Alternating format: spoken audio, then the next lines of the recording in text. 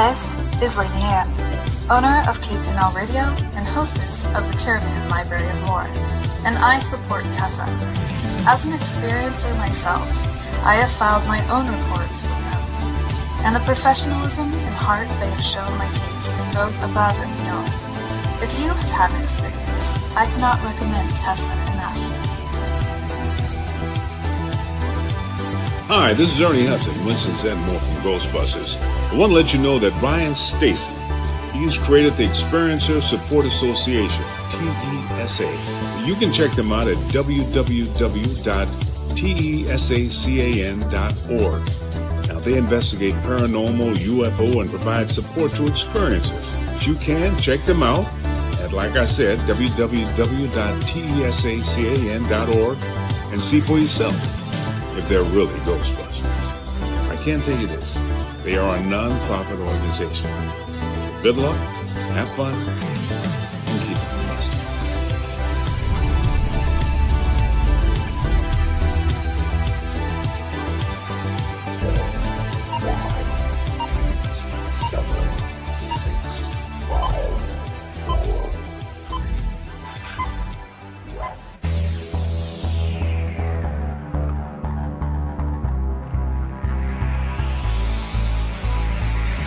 Good evening. You are listening to Beyond the Tinfoil Hat, a podcast by the Experiencer Support Association. TESA is a UFO, paranormal, and paracryptid investigation association. We investigate everything belonging to the global phenomenon linked to highly strange and unexplained experiences. We also connect experiencers with other experiencers, creating a safe, positive environment to engage and discuss this phenomenon without judgment, criticism, or retribution.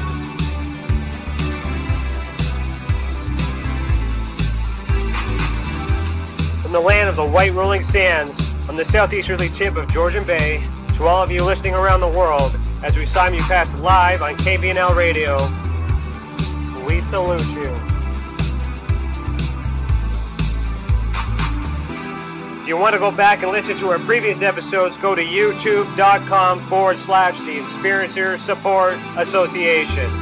Do us a favor and hit that subscribe button and ring that bell to be instantly notified when we are live, not only for these episodes, but every single element Tessa has to offer. On our website, tessacan.org, we have something for everyone. We have support for experiencers, data for independent researchers, and places to advertise for professional partners.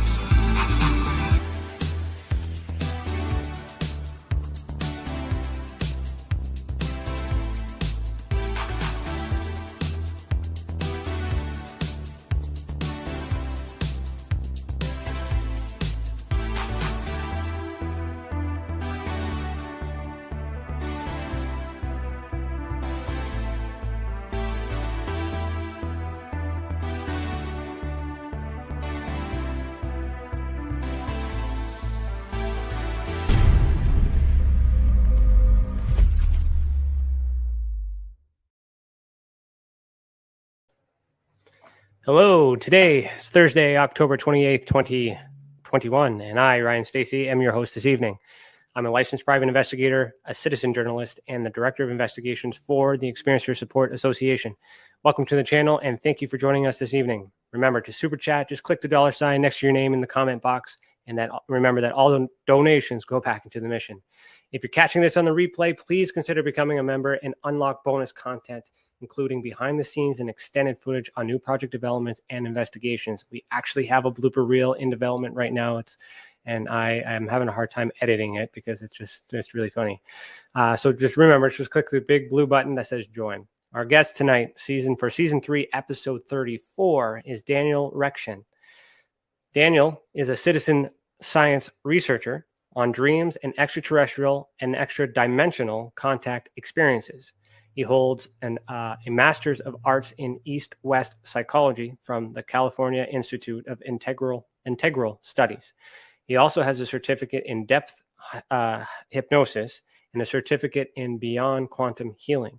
You can connect with his citizen science work by going to www.exometaverse.org. You can find his dream practices at www.dreamwellbewell.com and his work with hypnosis through www.cosmicdreamhypnosis.com. A lot of positive things there. So, Daniel, put on your tinfoil hat. How are you doing today? Good to see you. Good to see you. Thank you for having me. So disclaimer, we have met before, we have talked before, so I do know Daniel a little bit, but not as much as as we're going to get into. So we have some loaded questions prepared in advance. But before we do that, we got to get into the icebreaker from Tim, the Demon Guy Morrison, which is see you there in the chat. So we'll be right back. 1 sec.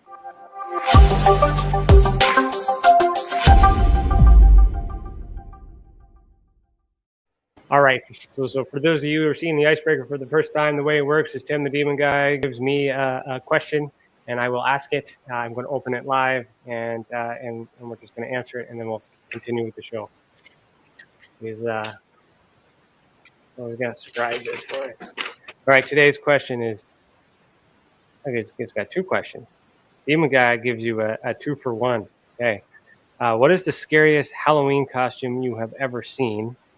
And what is the scariest Halloween costume you have ever worn? Scariest Halloween costume I've ever seen. I'm trying to remember back. The first image that comes to mind is actually those like childhood haunted houses you walk through, and they jump out, and there was a murder scene going on, like dismemberment sort of thing. Like someone was in. I knew it was fake, but that actually was terrifying to me. Okay. What about what you've worn? I have not actually tended towards wearing scary costumes so much in Halloween. There was one Halloween I did work on an art print of the devil image with the like goats. The goat had this like behemoth or whatever. Yeah. I worked with that one one Halloween, and that was fairly scary to me. Okay. But that was sort of working with the fear of imagery. So for me, and then I'm just gonna curse Tim for it because he is a loaded question for me, and I guess he just wants me to admit it live on television, not live on the podcast. But the scariest costume I've ever seen would be of a clown. I do not like clowns. I hate clowns. I don't want them to be anywhere near me. And yes, I'm saying that. And what is the scariest costume I've ever worn? I don't know. I don't think I've really. I haven't really dressed up as anything too. Like last year, I dressed up as a Ghostbuster surprise. But that's about it. So thanks, Tim. Try not to make it so personal next time. All right. So let's start with as I say, why are you the way that you are? How did you get here? Where did this all start?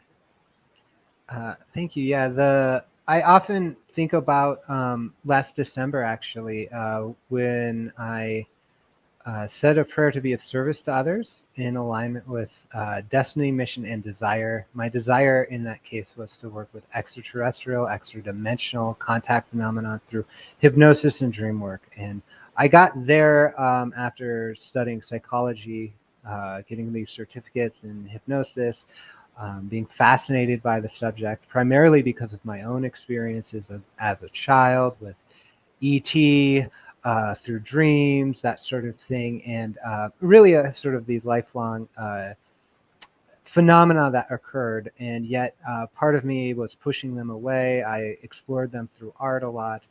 But last year, I went ahead and got all these the psychology background, the hypnosis stuff, because I knew I wanted to work with ET contact, but I didn't have enough guts or coherence to go, you know what, this is it. So I ended up working a lot with flirting with going into web development, then out of it to pursue art and things like that. And I finally got to a point where I said, you know what, it's silly to pretend I want to do anything else besides work in the field of ET contact through dreams hypnosis, and the citizen science actually was part of it. So That was last December. I made that decision, and since then, got connected with an emerging nonprofit, the Exo Metaverse. We were doing citizen science, and that's why I'm here, because Ryan and I met through that context of collaborating on reporting systems. Yeah. Mm-hmm.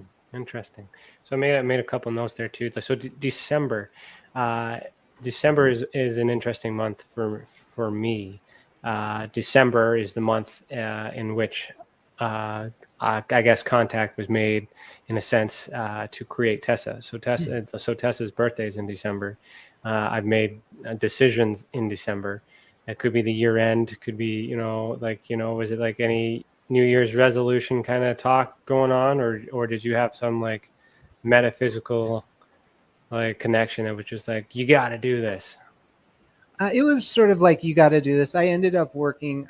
So I had this pattern. I received 8 years ago or whatever. I received sort of downloads right through this whole bizarre situation that it first expressed itself through art, but then expressed itself through a vision of a dream database, citizen science platform. So I had been working on that for like years, really off and on, and going into professional work as a web developer, and then back going, you know what, I'm going to do art, hypnosis, and focus on the citizen science thing, but not all the way. I never fully jumped in, let's say. So then this last December, I was in the last iteration of that process and I was working for a venture-funded startup.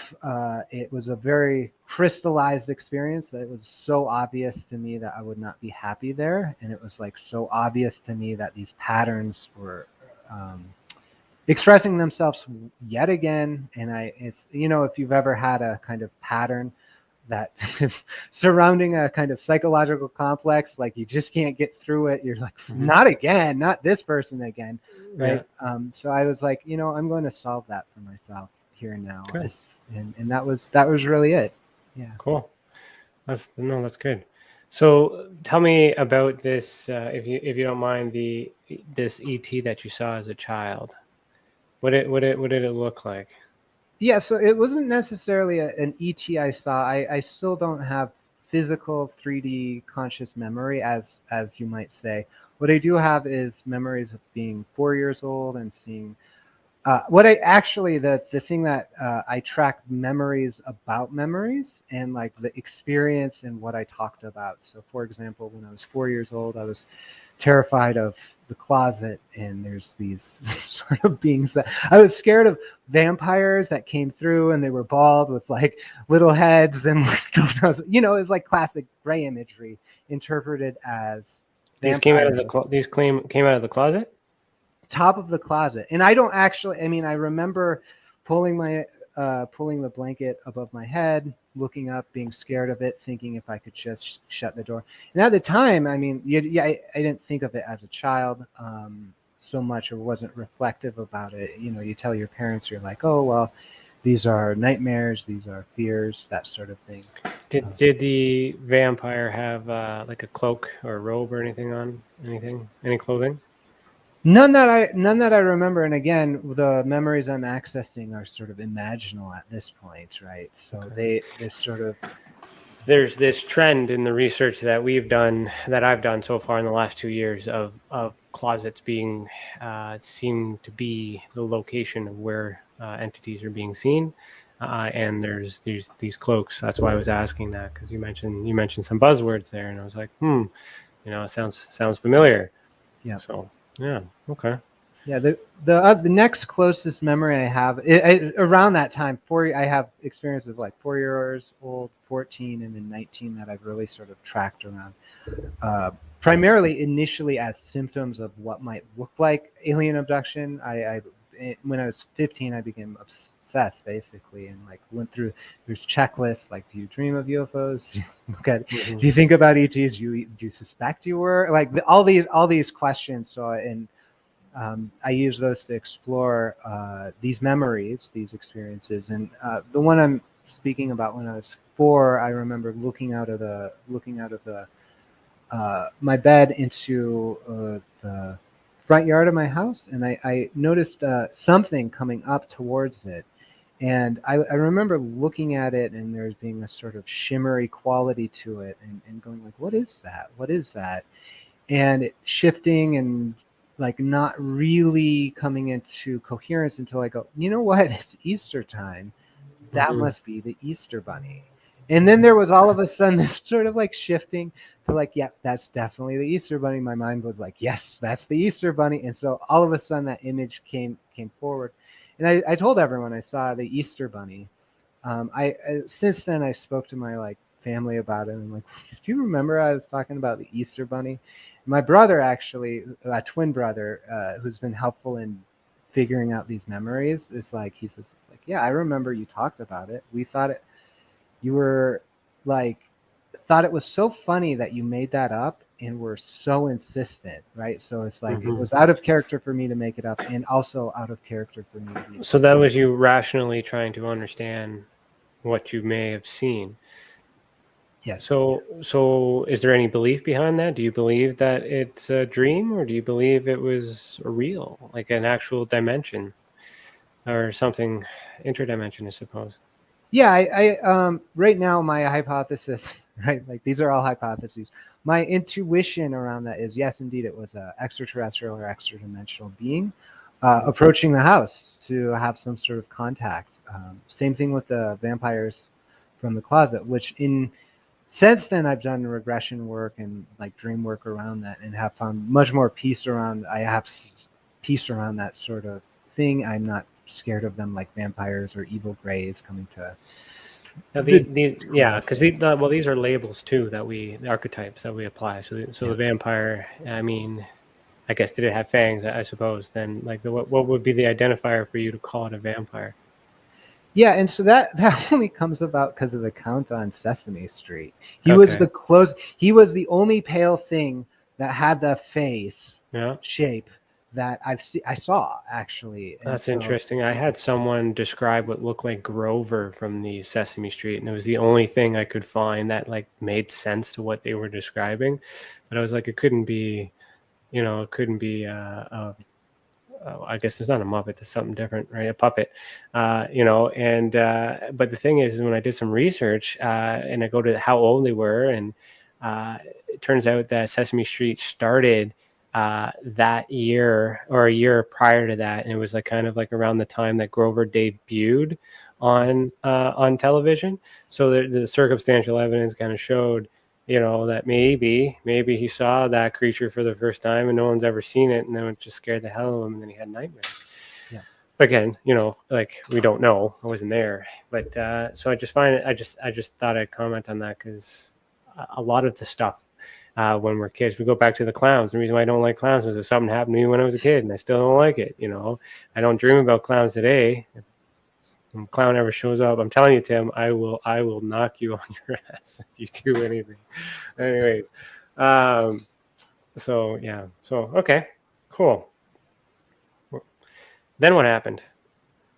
Then I don't actually remember any major other contact phenomena until I was 14 or so. I suspect there was something. There was I was a sensitive kid, that sort of thing. When I was 14, I don't actually have any specific memories, but that's when the obsession started. So that's where that I like literally I built my first website about ETs. I scoured the internet. I'm still doing that sort of stuff, scouring the internet and bringing it together. So Dangerous game. That's a yeah, thing. yeah, I had it up on like GeoCities, and so I studied a lot of that. I had a large and so I kept looking at those alien abduction symptomologies and being like, something must have happened. And I remember just going like, something must have happened. I know something happened. Something happened. Something happened. I remember being in the like bathroom of my house and looking in the mirror. And after having examined my whole body for marks, actually, I was like, I need evidence. I need evidence that something has happened to me because I know something happened. And I got to the point where it's like, there's absolutely no evidence, physically or otherwise, that I can see. And so I'm going to set it out of my head and not consider myself someone who has had those experiences. I'm just interested, something like that. Yeah. Well, you could be. Depends on how we look at it. I mean, we can't. We got to see what's in the mind, right? How do we document? Uh, how do we document it that way? So it depends on what you're trying to do and your goals. So what I'm hearing, and this is fascinating, is like you're self-diagnosing in a sense in a phenomenon that is a pseudo phenomenon, a pseudoscience. That now you keep mentioning these symptoms and these categories or these markers. Where are you getting this list that tells you that you may or may not be a contactee? And from that list, how do you know that that list is a credible list of markers to use? Yeah, that's a really good question. So when I think where I got that must have been the internet or the public library, right? Like my high school library. In terms of whether or not it's credible, at that time, it's just I was 14. I like didn't have 15, whatever. I didn't have enough sophistication to look into that. I was like, these are experts. Clearly, they know what they're talking about. Oh yeah, there's been studies for many years, and that's how we get the information, because they Yeah. study and they do the science, and then they create these categories and then and these markers. And for you, finding that after the fact, there's validation there because you didn't write it, you just found it, and then you started to resonate with it. It started to make sense. A lot of the a couple of weeks ago we were talking about star children or star seeds. There's a lot of self-help kind of surveys and stuff that you can do to kind of identify yourself in that sense. But it's along the whole lines of like, do you feel like you don't belong here? Do you feel like you should be on another planet, or do you feel like you're from this and all these other things? But like with today's like push for answers and exploring space and stuff like that, do you think any of that is subject to influence with these if you were to do that survey today? Like if I were to do that survey today and like look at it and think about it, if I were to do that survey, I actually, in terms of talking to people and looking at my own life, I believe firmly in the ET presence here. I believe in starseeds. I believe in all of these things. And I actually do believe that the phenomena, the psychic phenomena, is more relevant than the objective evidential phenomena. And so that's like an interesting paradox to be in doing citizen science, because I'm like, consciousness primary, right? The psychic stuff, right? So I've been picking up on, it's like, was this real? Was this not? Where's the evidence for these experiences? And it's like I said, it's like there's no evidence for any of my experiences as. There is evidence. It's a type of evidence. So what you have is testimonial evidence. And when you get that from another person, that is testimonial evidence. If you hear from another person about another person who was abducted, that's hearsay, but it's still a form of evidence. So there's levels of evidence. So you do have evidence. It's just a matter of whether or not that piece of evidence is substantial enough to prove a hypothesis. So what hypothesis, what are you trying to prove for yourself? If you're trying to prove that you have contact, if you have this evidence, why don't you use that? Why don't you believe that evidence and just be? Exactly. So that's what I was looking for when I was a teenager. And that's where I got to the point where it's like, I don't actually have the evidence to prove that I was physically abducted. So I had this mental image that ETs were like these little gray beings, and they lived in flying saucers, and they flew and beamed you up and did things to you physically. They took your body physically. That's the evidence I was looking for. And it turns out there's no evidence in my life for that level of interaction, except for, the testimony. My father saw a UFO. He talked about it to everyone, till everyone said, hey, watch out. You'll lose your law career on this. So don't do that. Right. So chill it out. Don't share this information, that sort of thing. But now my hypothesis is actually that the ED phenomena, that contact phenomena, reveals a deeper reality that we experience through things like dreams, Again, hypnosis, that sort of thing, gives us access to it, the So- channeled realms, whatever. We're not physically going. That's why there's no evidence, but we're mentally going, or they're mentally coming. Well, a little bit of everything, actually. That's the thing. That's where I stand is like, I actually, as a hypnosis practitioner, I go, I don't know. I'm not going to make those judgments. I go, everything that's possible that can happen is happening in terms of that. So let's dive into the citizen science. So we've mentioned that word several times. I resonate with the term citizen journalist, and the reason why I use citizen journalist is simply because I did not go to school for journalism. I do not have the credentials that would allow me to work for media or press. However, being a private investigator, I possess the tools and that a journalist has, and I'm able to do all those things. But because I don't have that degree, it limits my, I guess, where I can play. So in terms of citizen science, how similar is that? I mean, don't say, but explain and how that relates to what you're doing and any struggles with that. Yeah, so the citizen science is, any effort of science that is put forward by citizens is oftentimes is defined as a collaboration by professional scientists and citizens. And, examples of that are like bird counting. Like bird scientists will ask citizens to, hey, count the birds in your neighborhood. Same thing with a Galaxy Zoo project. The Hubble Space Telescope had a bunch of photos of galaxies, and the citizens classified this. In this case, citizen science, particularly with the UFO ET contact field, I think is immensely important because I believe actually that the professional scientists and the community of academia is institutionally, let's say, slowing down or adding friction to the study of these things, and I see that through a variety of means, particularly systematic ridicule of experiencers and like it's not possible, that sort of thing. The actually systematic discounting of testimony, and we see this in like dreams too. Is people go like, oh, it was just a dream. Like that's that sort of. Yeah, but that's an all statement. Like like you can't say that it's just a dream unless you know it's a dream. So even the academics who are smarter than us, say silly things that don't even make sense. Yeah.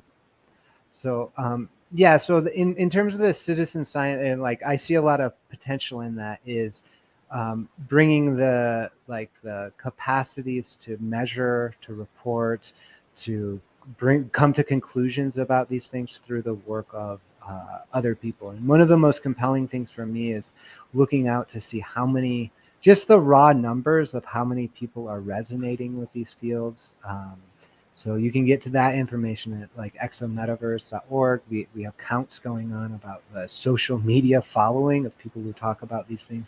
But even more, I mean, one of my own personal experiences was like when I was 19 or 20 trying to figure this stuff out, was going on the internet, going through all the bazillion forums there were. And then I started counting like how many there are, right? Like, what are these experiences people are sharing on the internet because they find it meaningful, that sort of thing. And so really looking to the citizens as a means of, and that's just a term for everyday person who is engaged in this, really. Is like it's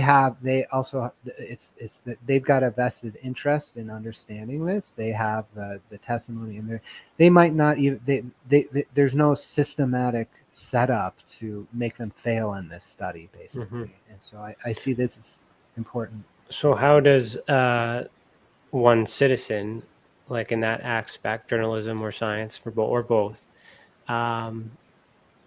get the academic to accept the research and the science or the facts from the citizen? How do we get them to accept that in their work and present it without saying you didn't do that, and or without ripping it apart, or throwing it out simply because you didn't achieve or click or check enough boxes to earn the status in which they claim to be at this time. How do you think? Yeah, I would actually propose we throw out those academics. It's just like straight up. I mean, Grab your pitchforks. Let's go. Well, we can use the gentle force of time in society in terms of how science unfolds is often similar to this. Thomas Kuhn in his famous the structure of scientific revolutions is just he says there's always going to be people that believe in the old theories, and oftentimes science progresses when those people die. And I'm not proposing anything nefarious here. I'm just saying let's wait and work with the people who will listen. I can relate to that. To put it in simple terms, I'm just continuing where Hynek and John Keel had left off when they died. I'm doing the same thing they did, but I don't have those. I'm using their work, I'm using their tools, I'm using their methods, but because I'm not them or I didn't achieve that way of life, it's taboo. Yep. So, okay, yeah, I would love to get rid of the academics, but we need them. So because they control, they're in the world, they're the message, they're the medium. It's kind of book smarts versus street smarts, and some street smart people are a lot smarter than the book smart people, depending on when you need it. So aces in places. You'll also get informants in the police world or investigative world. You get someone who's on the inside who understands those things. So in this newly opened realm of this phenomenon, and now coming out in the public with UFOs and things like that, do you think it would ever be possible in our lifetime for them to scoop up a citizen like ourselves to help them figure out what's going on when they have a specific type of standards and regulations that they need to follow, because we're thinking outside the box? Yeah, I actually, what I see in the future is these phenomena are really increasing in terms of at least the reporting on it and the ability to do experiments through such things as CE5, through if you can invoke these phenomena and they happen, and you can measure them and record them. So at a certain point, that the weight of that evidence, right, and testimony of everyone who's sharing this, your work included, will shift the public perception, I believe, enough that I think there is a mechanism in terms of how people are ready to receive this information and contact. The audience that's watching us, the cultures, the circles that we're in, we all get it. We're all in that boat, but it's the disclosure that we want to get. So they're aware of us, they don't use us, but they also can, I don't know, for me, I feel like we're the experiment. Maybe they do know and they want us to figure it out, and then that way, if it doesn't work because we don't have all this stuff, they can use that to say in case we took it too far, all of a sudden we're crackpots, or all of a sudden we're diagnosed with a mental illness that doesn't exist, and because of that we're not credible. We're kind of we're pushing an envelope here, and without any protection, without any boundaries, without knowing the boundaries, mind you. So how do you sleep at night? How do you you're not worried that you might just unlock the code and be in possession of the answers? Oh, I sometimes sleep well at night. Last night we had an interesting experience at 1:44. My wife woke up and was like the printer turned on, and then she heard someone walk up the steps or whatever, and I was like, "There's no one else is here." I wasn't scared, you can sense those things, but I did check the house. So I sleep that way sometimes. And we also experience a lot of, the more I get into it, actually, the more I study it, the more active that sort of dream communication and that nighttime sort of contact experience unfolds. In terms of, you had a different kind of, how do you sleep at night, actually, edge to that question. And Yeah. No, I was just thinking, wouldn't you be concerned if we knew the answers that the government might also have, but they're just not divulging it? I mean, do they where are you on that fence? Do they know and they're not telling us, and we're figuring out we're on the same lines, or do they just not know? They don't have time to look into it, and then people like us are solving it, and yet they're just not interested in it. So where do you think the government really is in terms of the phenomenon? I think there are many different aspects of what entities associated with what we call the government. I think the everyday person in the bureaucracies have no idea what's going on. I think they're just like us, just like other people. We don't know. They would be very happy for us to figure this out. I think there are other elements within the military-industrial complex that have had obvious agendas, right? That come forward that's where the smear campaigns come, or that's where the rails of science are defined is by these entities that we don't really know who they are, right? They're kind of shadowy. They're the source of all the conspiracy theories, right? And they may or may not want us to be doing this work. However, in terms of my ever since I got my certificate in hypnosis and stuff like that, I've been kind of doing that sort of run at the end of a cliff sort of thing, is now the time, and I would sense out and I'd be afraid. It's oh my God, if I start working with hypnosis and figuring out missing time, will the men in black come and get me or whatever? And so I had to work through all those fears recently, and energetically I opened myself up to look at the world, and I think it's changed actually energetically. I don't think those aspects of those military industrial complex have as much power as we once believed they did. Well, there's a lot of missing information. A lot of us are speculating. There's a lot of reasons why we don't trust the government. There's a lot of reasons why we should trust the government. There's a lot of, I mean, I like what you said, that maybe they just don't know because they're human too. Maybe it just is it's normal, and we just can't. We don't know till we die. It just might be that simple. And what we tap into, where we go to in a dream state consciousness, we don't know exactly who or what or where we're connecting to. It just is. It's just so complex. So let's get into hypnosis, because I got a question here from one of our members, Chantel. She says, "What is the difference between deep guided meditation and hypnosis in terms of brain activity?" Okay, that's a good question. That's a good question. I actually am not a neuroscientist, nor do I have a citizen neuroscientist. That's what? Can you be a citizen neuroscientist? Well, actually, there's there's the EEG bands and things like that can measure it. So in terms of the activity, in terms of deep guided meditation and hypnosis, even from a level of practice, it's kind of similar. And it really, speaking about hypnosis, that is the term that needs a lot of disambiguation, because there is a sense of someone leading an experience, right? You can do self-hypnosis. A lot of people say everything is self-hypnosis. Same thing with guided meditation. In terms of my actual practice, the words hypnosis and deep guided meditation are more or less synonymous. So it depends on the audience I'm speaking to as to what we're doing. I hope that's helpful. Yeah. Yeah. No, it's good. I'm just trying to think how I would answer that too. We got to study the brain. I mean, I'm sure there's studies on both sides, and that's for the maybe we need the academics after all, or something like that.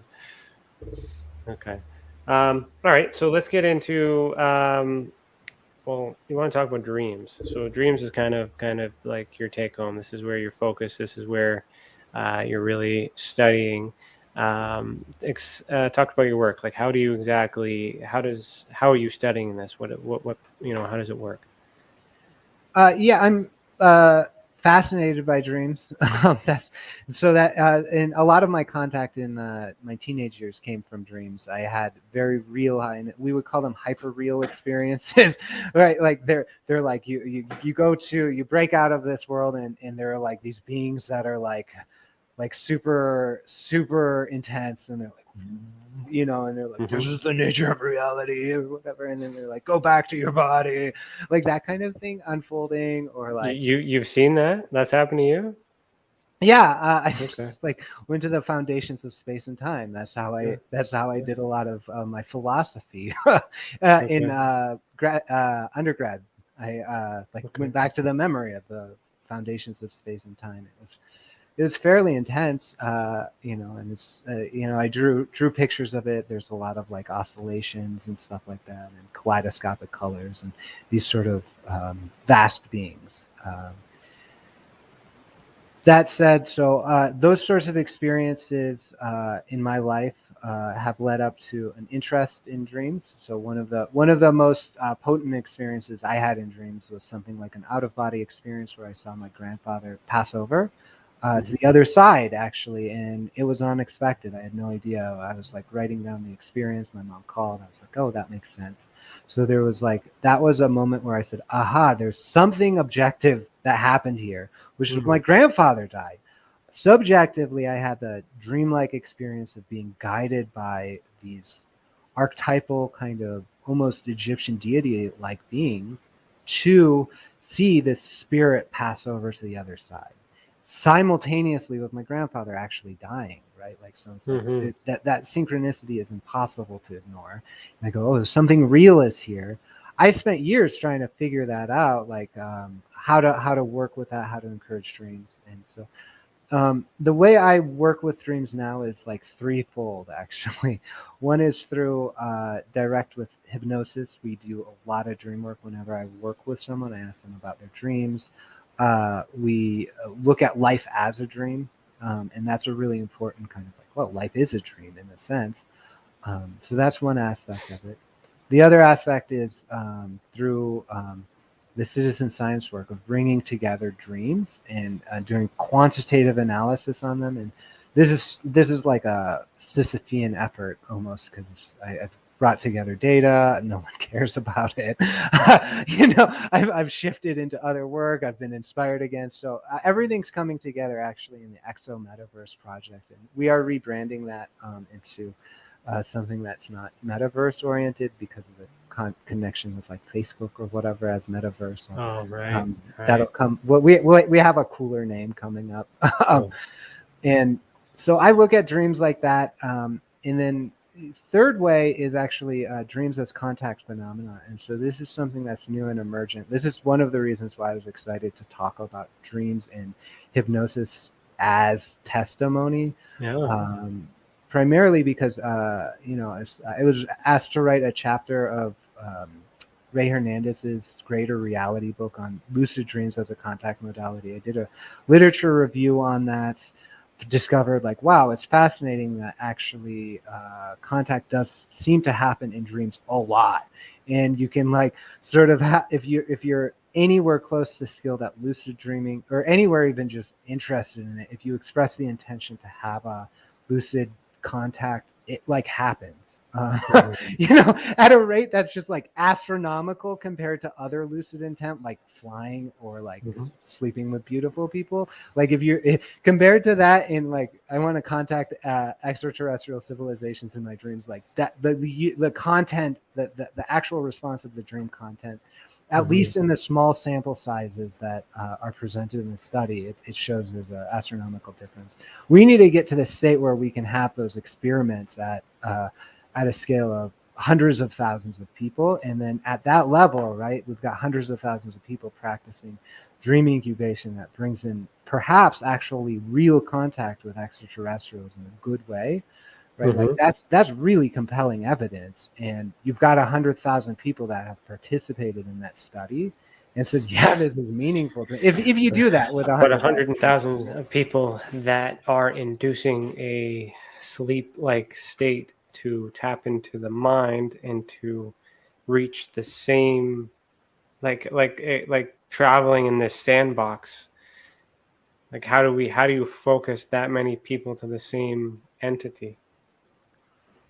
Yeah, so I mean, they in the study that I read, they invite people to just contact extraterrestrial civilization, right? So it's sort of like, which one is there? Well, whoever responds, right? And that's probably not the best protocol for us as a human family to engage in. It's probably much better protocol to specify the request to kind beings that respect our free wills, that will not do us harm, that sort of thing. And that's the insight that dream incubation, at least with lucid dream and in contact with the stranger phenomena, is like when you express intent, actually, the dreams do respond and respect that most of the time. So, Is any of that imagination though? If you're like you are intentionally trying to, get a desired result, would you not imagine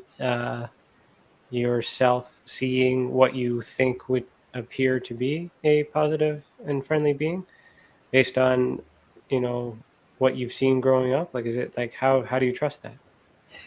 so this is the question. This is the heart of the question. I think everybody needs to answer this for themselves a little bit, and I think we need a much larger dialogue about the role of imagination in contact phenomena. So as I say, as someone that's been looking at this for a long time, I go like, I don't know if it's different than imagination, but I don't actually know that imagined contact Mm-hmm.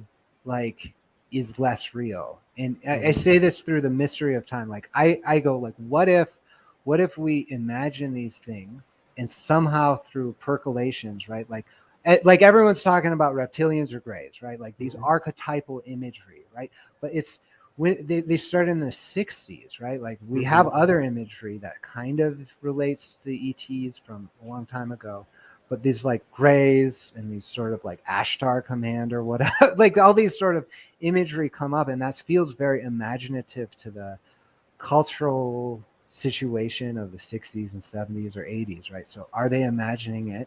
But lo and behold, other people go ahead and have these very real experiences with these things that seem very imagined at the time and seem sort of conveniently imagined, but they swear by them. And it's like I go like, what it this is an open question. I don't know if the power of the human imagination through the mysteries of space-time as expressed through these multidimensional vehicles, Mm-hmm. like what if they are bringing it? What if something like that is happening? I don't know. Well, then you have 100,000 people with different diets, different mental capabilities, mental illnesses. Maybe some might get in the way. Like there's a lot of variables. So like for me, like one of your questions that we talked about before is like how do we make this evidence? And like I faced that challenge too, because a lot of our experiencers. That's how it happens. That's where it's coming from.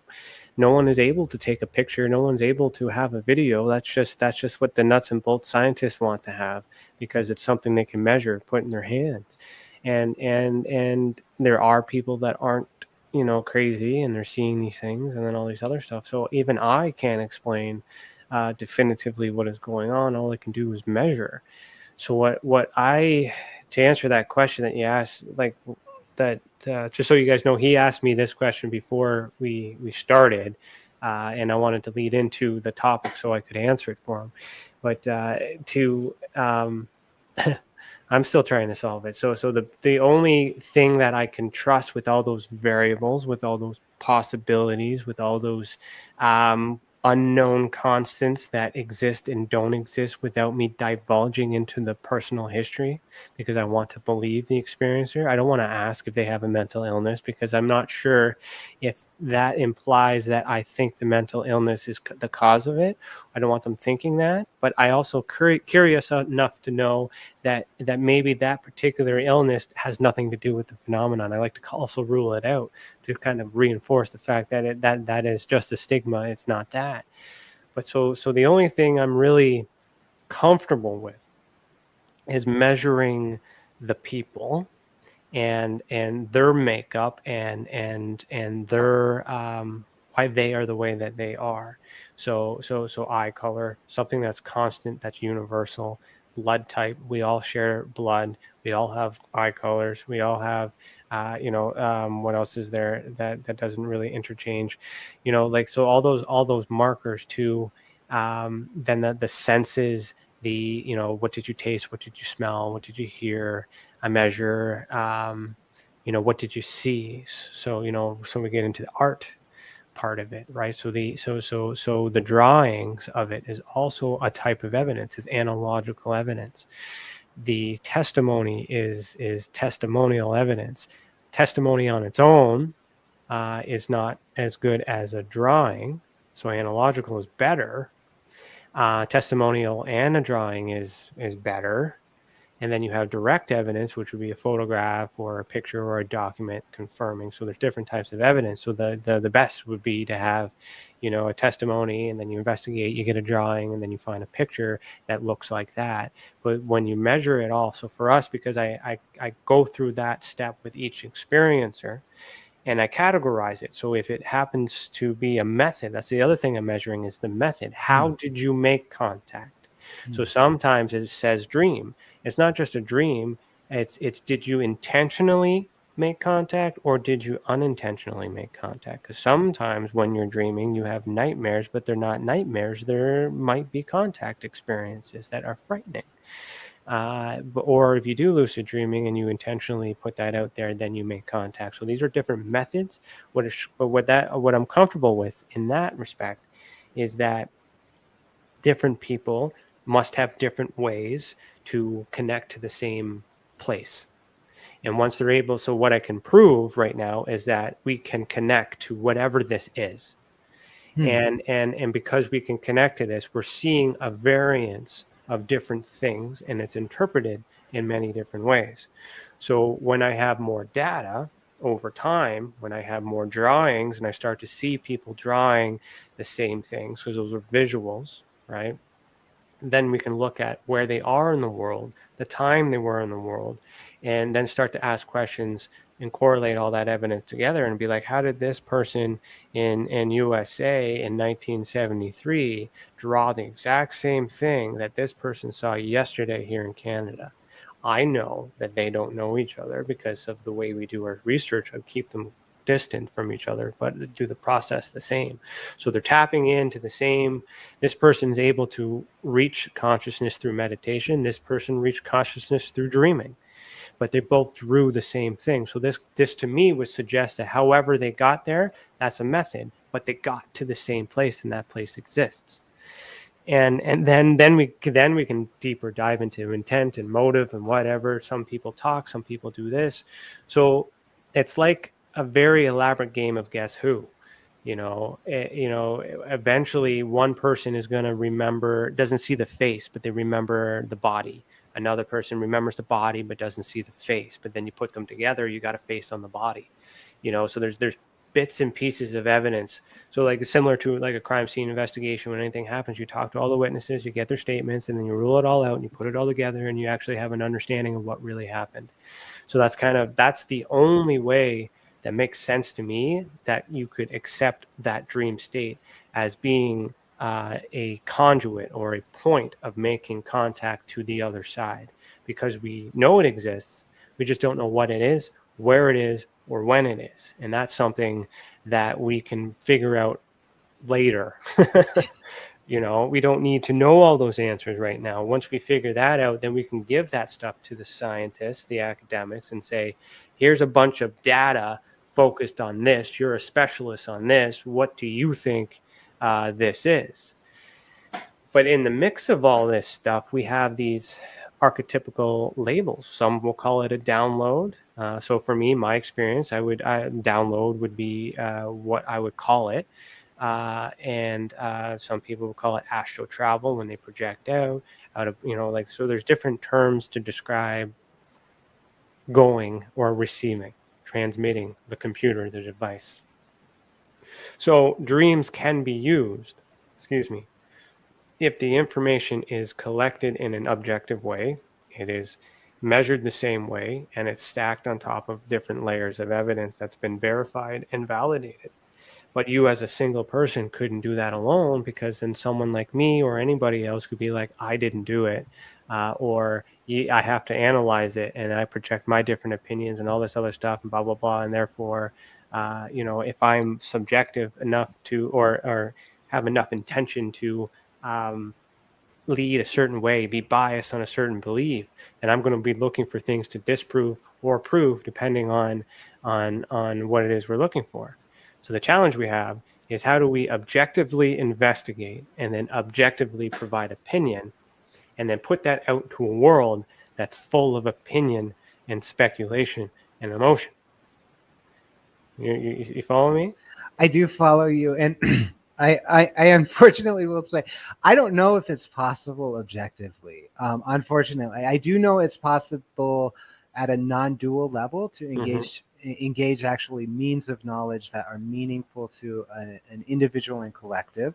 But I don't think actually it can happen objectively. And one of the sort of intuitions I have around the citizen science and why it's so important is, even though we have this guise of, or like this understanding that we need some sort of objective evidence or something, or like we need an authority figure, and that perhaps we can help collect all this data right together through dreaming by inviting self-observation. The practice actually of dreaming in a citizen science way, so this is the practice of dreaming to explore the world, explore yourself, and like write it down. So through the practice of dream journaling, that is a journey you're going on as a researcher. So as opposed to necessarily, I mean, there's a couple levels of this, I think, and I think it would be really beautiful if, those researchers who are the objective scientists or the academicians participate as well. I mean, I think that's where I would. Well, that's the challenge where they get frustrated, is they can't do their part unless we at this end give them something solid enough to work with. So if we give them data that's trusted, that's focused and narrowed in within their field of study, then they can be an expert at that time. We do need experts, just not now. We don't need it at this level. We have experts trying to measure without any data, so they can't weigh in if it hasn't been collected. So that's where the citizen part comes in, and then once we have that, we present it to them, and then do they take it seriously? Well, they must, if we do it right, and they analyze it and they check it, and they're like, hey, you're onto something. Similar to when we had a conversation, I was explaining to you how I've been doing things and how I'm always blah blah blah, and I explained to you my process, and it was you who told me that you would consider me to be a citizen scientist based on the methods and the approach that I've done. But I mean, that's because it was relatable. I'm now learning now that you are a citizen scientist yourself, but I didn't know that at the time we were having that conversation. So there's that association, that group part of layers. So once we understand all the moving parts in it, we could, at this level, collect the information, firm the data up with a common goal, as we talked about in that meeting too, about possibly us assisting you and your team regulating all of the investigative cases that come in from all over the world, setting that regulated standard with our ultraspectrum. So that's something huge we were talking about. We don't know if that's going to happen, but if it does happen, that would really, really help solve this problem, because everyone can just give the information the way that they know, and we can work together and regulate it. And then, what we have to do moving forward is get like you mentioned, Ray Hernandez, get a bunch of our experts to weigh in on this data, who trust us that we've provided them the data, and then they carry that with us. So with them. So we don't necessarily need to appease every academic. We just need one, and one in the field that trusts in the work and understands that we're doing what everything else needs to be done before they look at it under the on the microscope. Because the scientists don't go out and get the sample and do all that other stuff. Like in the forensic world, we collect the sample, they bring it to they call the CSI in, they get the sample, they do their test, and then they give it back to us, and then we do the report based on them. So it's a similar way. We don't have a team like that in this pseudoscience. at least that I'm aware of, and or at least maybe we haven't had any police-related regulated system, which is what I'm trying to create. What are your thoughts on that? Yeah, I mean, I would love to see that system arise. In one of the questions I have are like the knowing how, with my experience with dreams and working with other people collecting the dreams and things like that.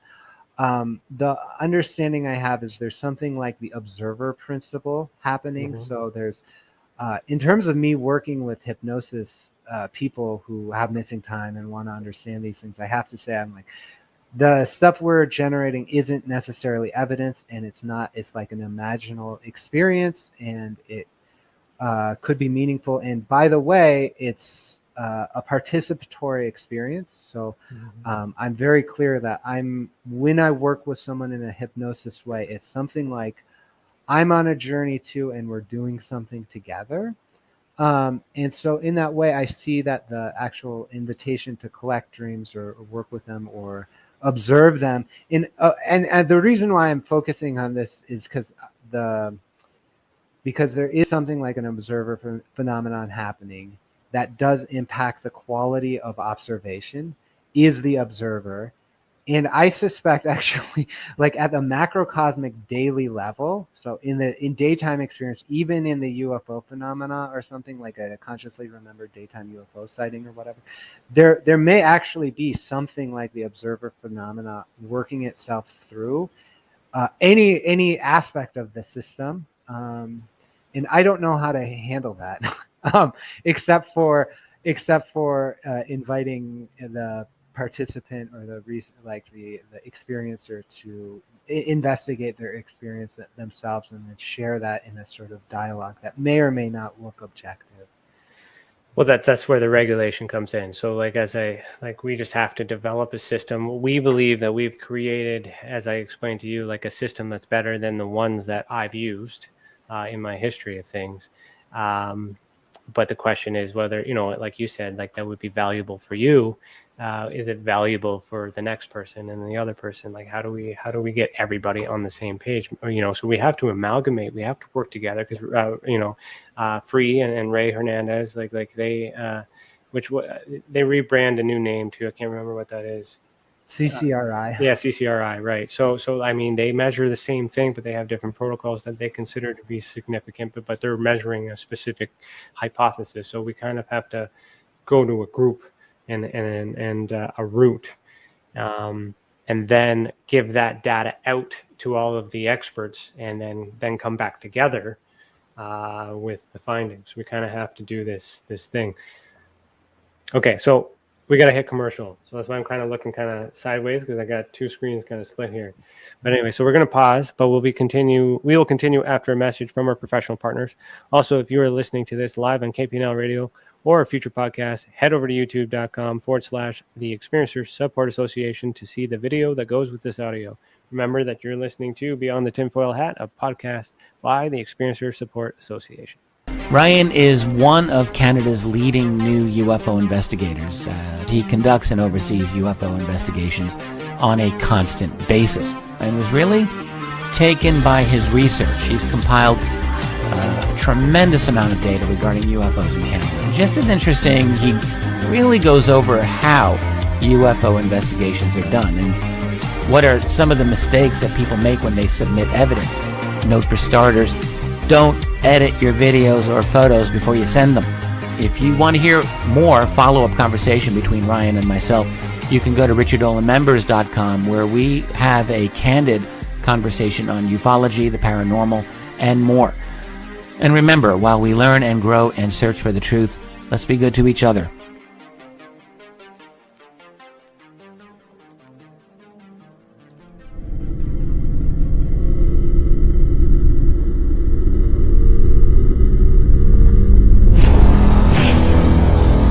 The same thing that draws aliens to our planet is the same thing that draws us to others. Exploration, curiosity, sustainability of life. That's why we go. It would make sense as to why they're visiting here. Travis! Quit playing around, man. Get back here. The last thing I remember was this numbing shock. Stunning sort of a feeling. Very powerful. Get away from me! I was just out of my mind with fear, just screaming the whole time. It's been theorized that aliens prefer remote areas because they don't want to attract attention. Whatever it is that they're doing, they would want to do that in a less populated area. There are multiple accounts of the same thing from people from all over the world. People that do not know each other, do not live in the same cultures, and they're all looking up, they're all seeing things in the sky. So it would be naive of us to think that we're alone in the universe.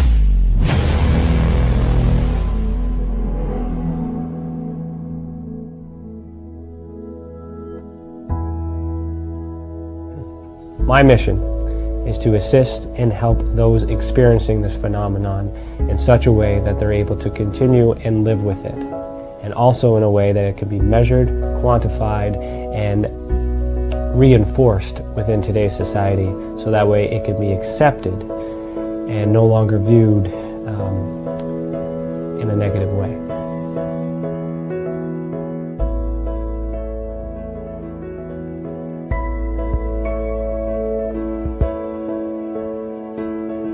One thing that I do value in people is the ability to sense and feel when something is right and when something is wrong. That is a natural ability that we all share. Now, when we combine that with the paranormal and ufological abductions or visits, I have the sensation that these abilities are connected. Not everyone can sense, not everyone can feel. However, those who can are typically connected with something that we cannot explain.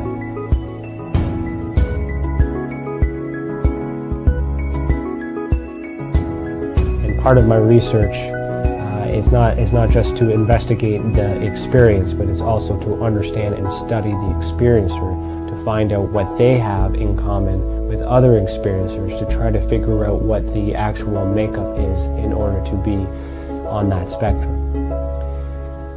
There's a lot of it happening all over the world, and I do not know of any other study that is focusing on the individuals as people, only the phenomenon. Welcome back. You are listening to Beyond the Tinfoil Hat. If you're enjoying this episode so far, please consider becoming a member of our channel and send us a super chat. Your membership will get you bonus content, like exclusive videos, and it will help us reach our goal of launching our training center, which is Interstellar, the Academy of Ufology and Paranormal Studies. Also, if you have experienced an unexplained event involving the paranormal, UFOs, extraterrestrials, dogman, or any other paracryptid, head over to tessacan.org/reporting system.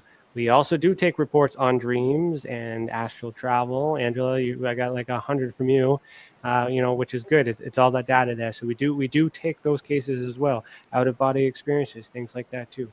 So just remember that the more reports we get, the more we will understand this phenomenon and how it affects our people. Let the others who have already reported be that example that proves we are making a difference. And if it wasn't for those reports, we would not be able to do what we do. And for that, we thank you. I'm still here with Daniel Rekshan. Rekshan. All right. Let me get my screen back here. And before, I didn't want to cut it off. I want to make sure I got the commercial break in too, but I was kind of leading into,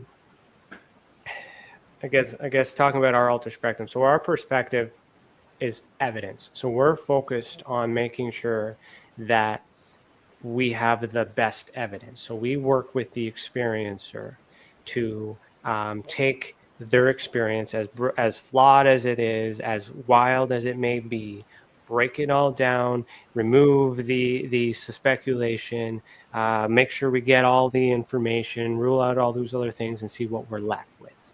And then once we're left with it, then we kind of repackage it. And then we've created the ultra spectrum classification system, in which we're reclassifying this new information without using these archetypical labels. And then once we repackage it and we have this new set of data, which will be in the ultra spectrum report, the goal from then is to present it to professionals like like yourself or Ray Hernandez, since we mentioned him a few times, so that way people like them could actually have proper data to do the proper work in which they've been trying and trying and trying to do once it's been repackaged, if that makes sense, which makes your job easier because you're focusing on good data, not just weeding all that other stuff out. So that's what we do. We repackage it, we weed it all out, and then we give it to you. You provide your assessment on it, we take it back, and then we put an objective kind of like, this is a matter of fact, this is what the results say, this is an opinion of this, opinion of that, opinion of this, and this is what it is. So kind of working in that team effort. So my question to you, if we were to repackage something and then present it to you, what is your ideal experiencer to work with that would allow you to do your hypnosis or your dream therapy, if I'm saying that right, or like your dream work? Like what's the ideal candidate for you to help? Yeah, so the ideal person I work with is kind of a unique person insofar that they are willing to go on a journey within themselves, willing to not actually use the experience to gain evidence, but have a deeper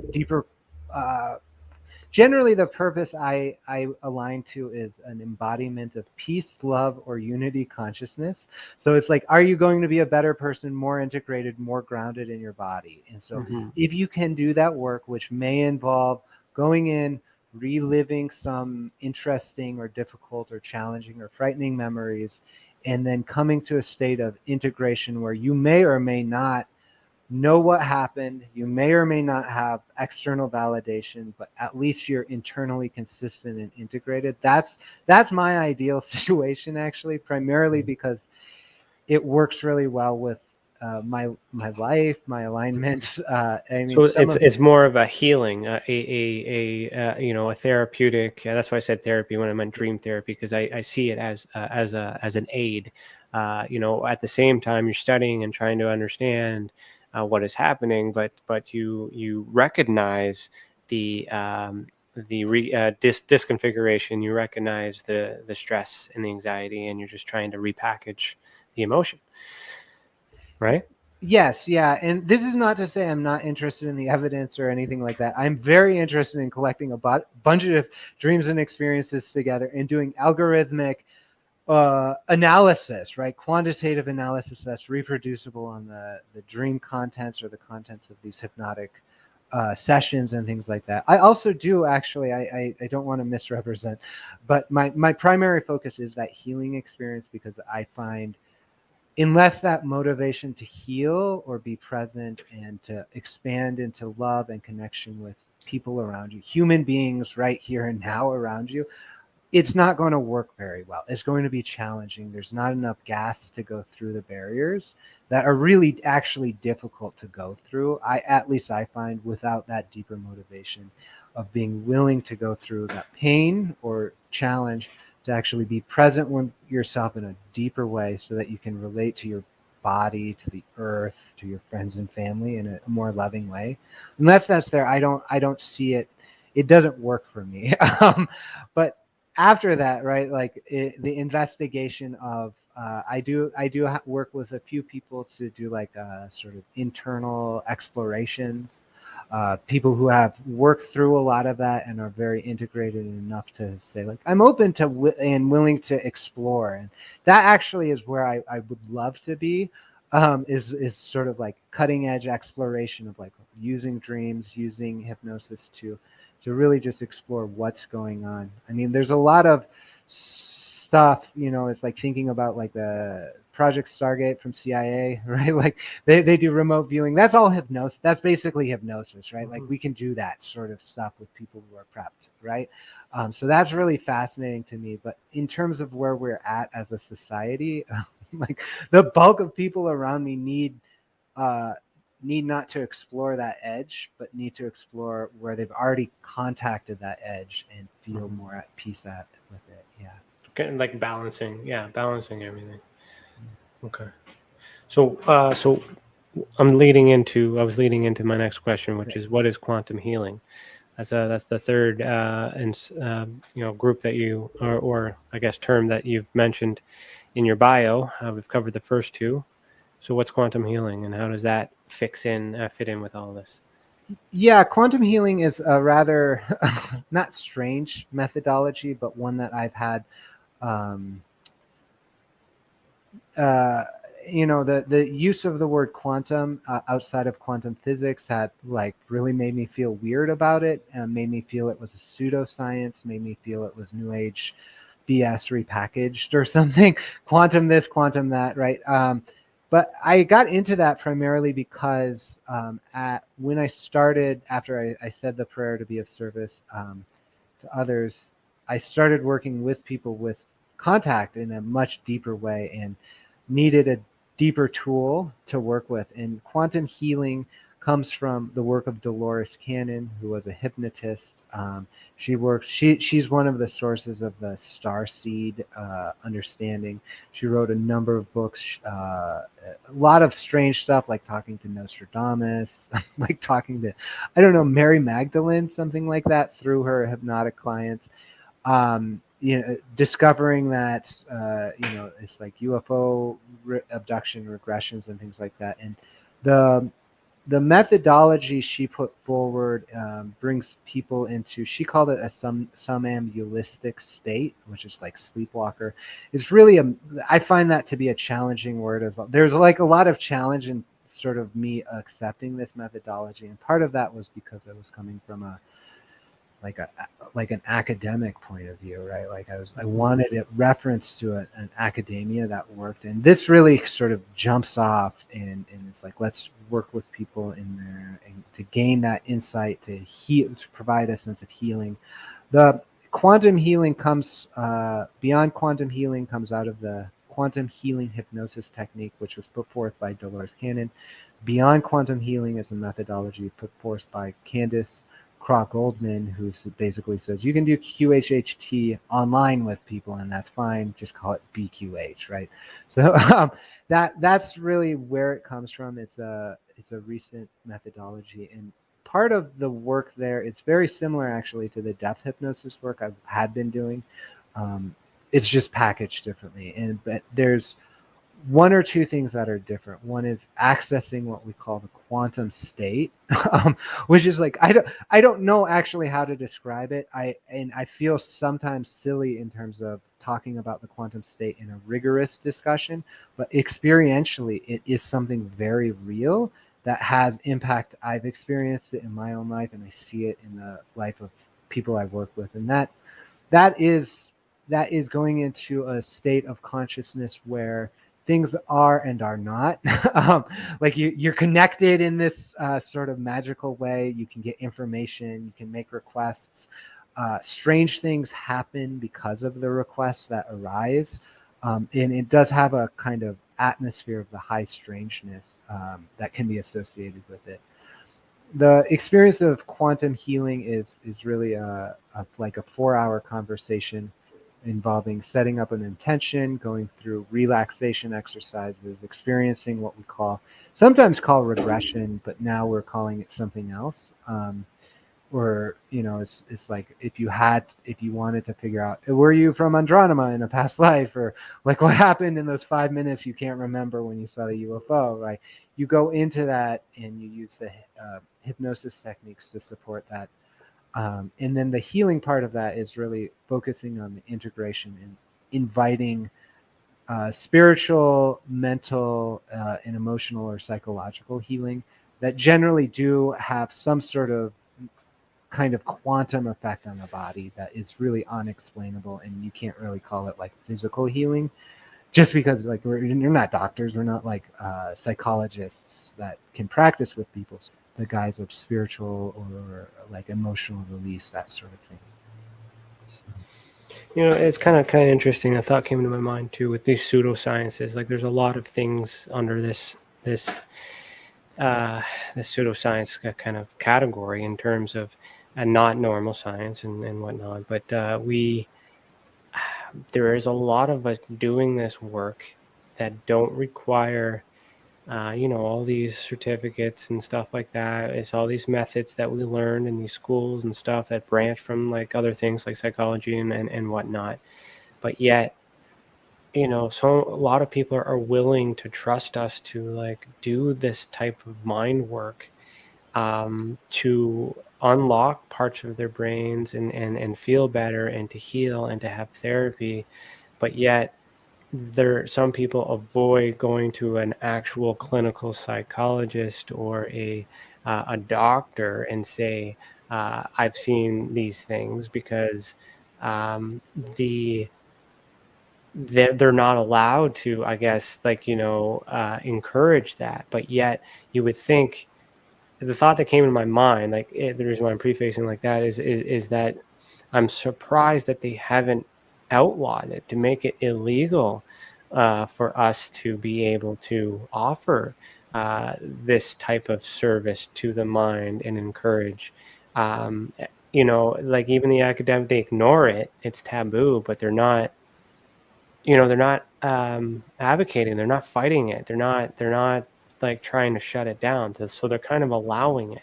So that's just the thought that just kind of came to me. So I'm interested to know what you think about that. Yeah, there is a sense of allowance. I mean, the where I end up seeing this going is more towards working under like a ministry, kind of like the religious organization. I do have I'm like ordained in the Universal Life Church as a sort of support for this. Timmy's that as well. Yeah, so it really is actually spiritual in some way that needs to be represented.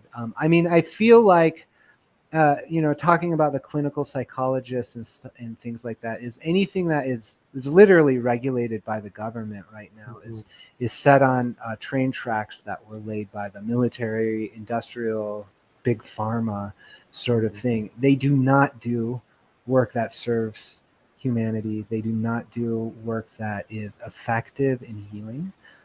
And I feel very, very strongly about this from talking to people, from looking at data, from seeing how psychologists often will they want to make money, or they want to be compliant, right? And so compliance is another way of making money for the government or big pharma, and really that has no business in. Well, that's why they push those labels for mental illness. That's why they push those medications and things like that too. It's really hard.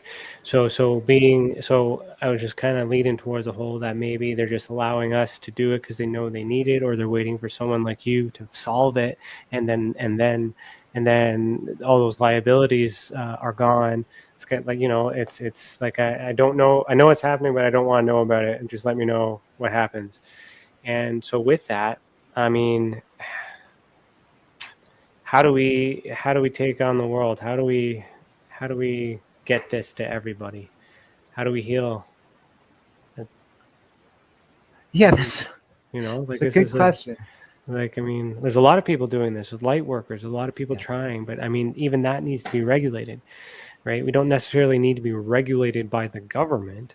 That means that's a control, but we should have an alliance, some sort of a, that's another reason why I created the Experience Support Association. I'm just kind of speaking towards what we're looking for is to formulate that global system, at least within our own standards, where we could formulate our own regulated and goals to take care of the world, heed the world, or are you prepared to take on the entire world, or are you just focused on your little camp where you are?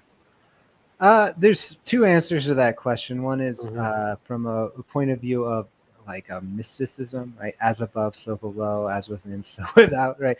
So I see myself actually, and I would actually, because of my observations of like, remember earlier I was talking about like, I'm not actually sure that imagination is limited to a person, like the effect around of a person. I like the imagination actually might be creating vast ET civilizations that are visiting us. Like human imagination might actually be doing that. I don't know, but there's enough strangeness in the phenomena that says that, and also strangeness in terms of the synchronicity of my own life and my own experience going in, doing the work of healing. The world actually feels different, feels changed, feels better. Right? I don't like it. It feels less less dark, right? Like it was simultaneous, and I'm not sure if it's like we're both taking, like the world and me are taking steps along the same way, and I'm going, wow, that like dark Men in Black sort of situation is no longer here. Is that because I'm less afraid of my own nightmares, or is it because am I less afraid of my own nightmares because they're not there? I'm not quite sure. Mm-hmm. But in any case, I would say it's worth it to do the inner work, seeing that as a representation of the outer world. Mm-hmm.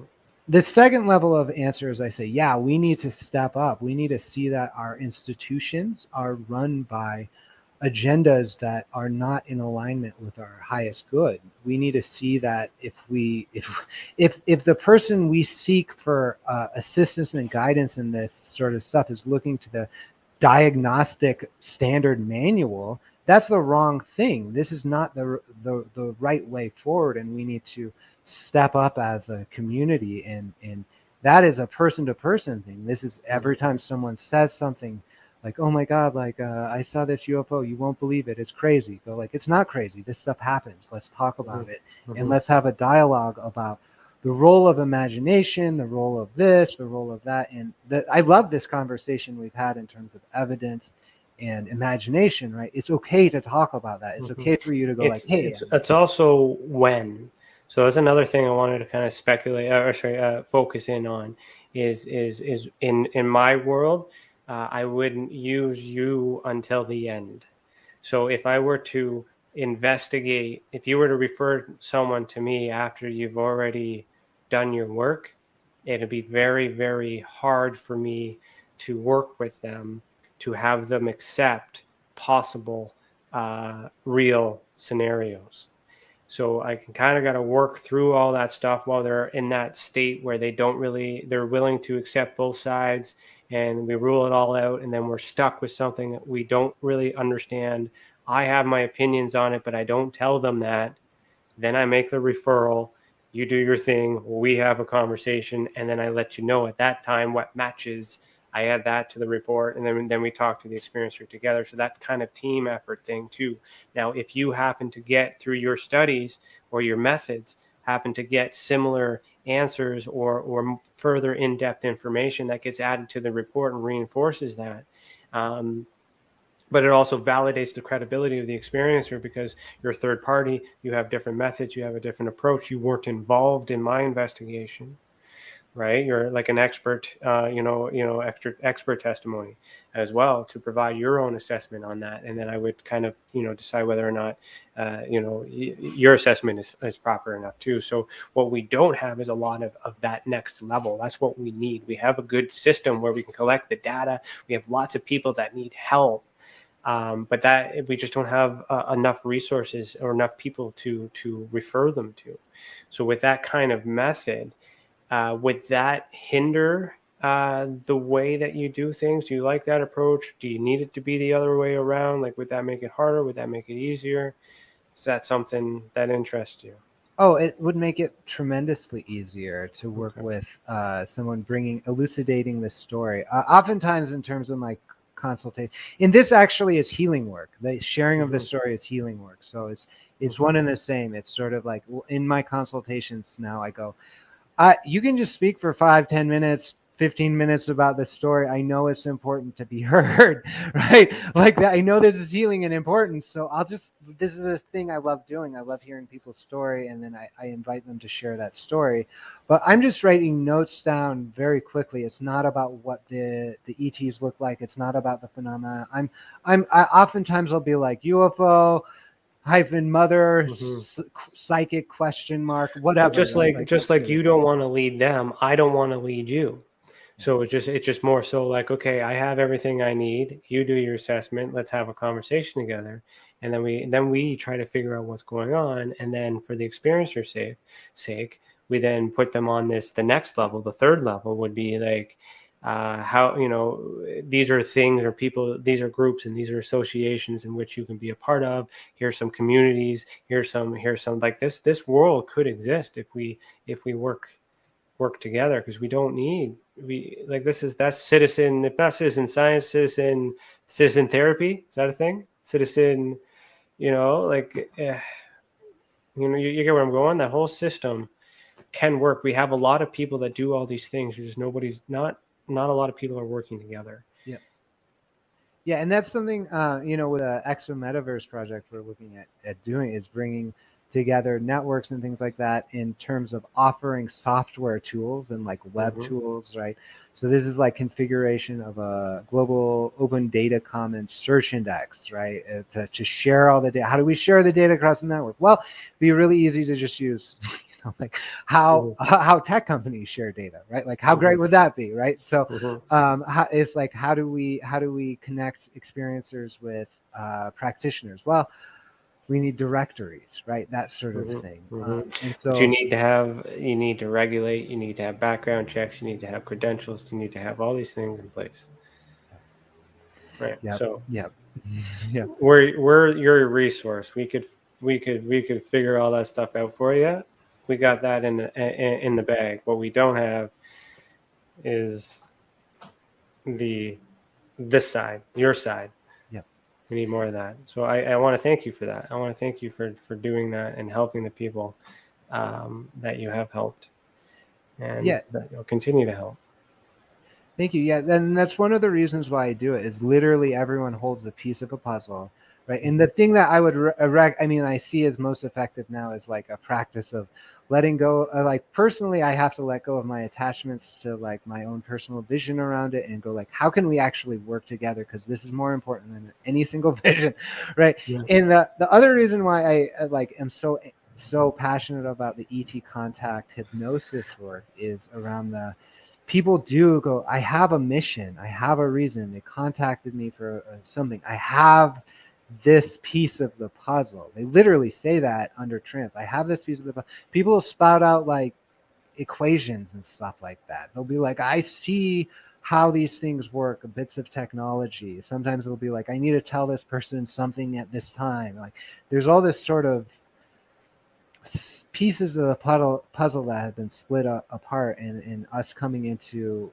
coherence with ourselves first, so we understand what that mission or puzzle piece is, and then working with others and going, I care more about working with others and and bringing this forward in that way than any other aspect of that project is very like an important step to take. And it's a hard step, but I think it's necessary, and I think that's where, unless there's like this deeper motivation of finding the answers, healing insight or transformation is generally what I say moves things forward. And the insight here, right? Like you're after insight. You're after insight that leads to, I say it's going to lead to healing and transformation, but that sort of answer, right? The evidence to the answer provides insight.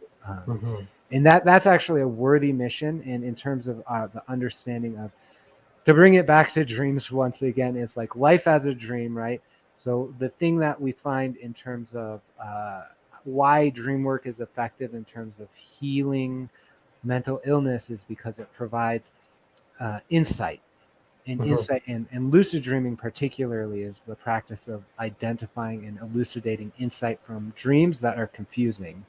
We need to do that at a global level, at a societal level, is find this insight. And we'll so global is huge. It's like, that's huge, but you can still do that in small doses. Yes. So the other thing too is, once you have that, with us measuring the experiencer and understanding what genetic makeup or what parameters, male, female, age and all this other stuff, what makes those numbers to be the ideal person to make contact. Once I get enough of those people, we plan to put them all in the same room and then make contact. So the thing that would be definitive for everybody in the entire world is one person to make contact and actually be able to display that and have that evidence indisputable. And so for me, in terms of science goes, the way that I could at least trust it for myself, to see it, to know that it exists, because I don't know that. I know enough about it to know I'm in this right path, but I don't know anywhere enough to know if I'm wrong. So like I need to do this experimental part. But with our data, our science, from there, my hypothesis is if I have 100 of the same people that fit this criteria, if it's possible to make contact, whether I believe them or not, have them all in the same room doing the same methods that we know about, and something happens, that's science, that's proof, that's evidence, and I have all the data, circumstantial, hearsay, testimony, all those lines of evidence already beforehand, and then we make contact. The problem and then that would be things. I'd have to, then the men in black might show up and be like, Eureka, this guy figured it out, let's take him out. But we have all those elements, and we have people that are just make the contact. And because they're able to make the contact, they can't explain it, they can't build a case, they can't do that, they don't understand it. That's why we're not getting disclosure, because it's like the Tower of Babel. We're not working together.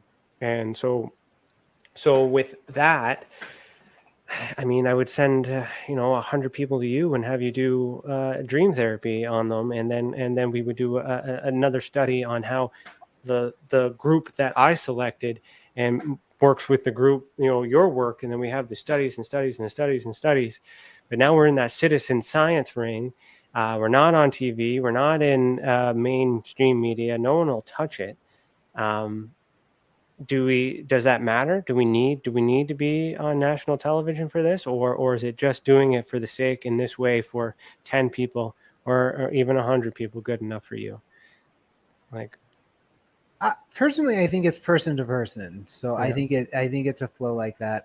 One of the other things in terms of the one of the goals I hold is that the Maharishi effect sort of thing, right? Like some percentage of us actually just need to meditate, mm-hmm.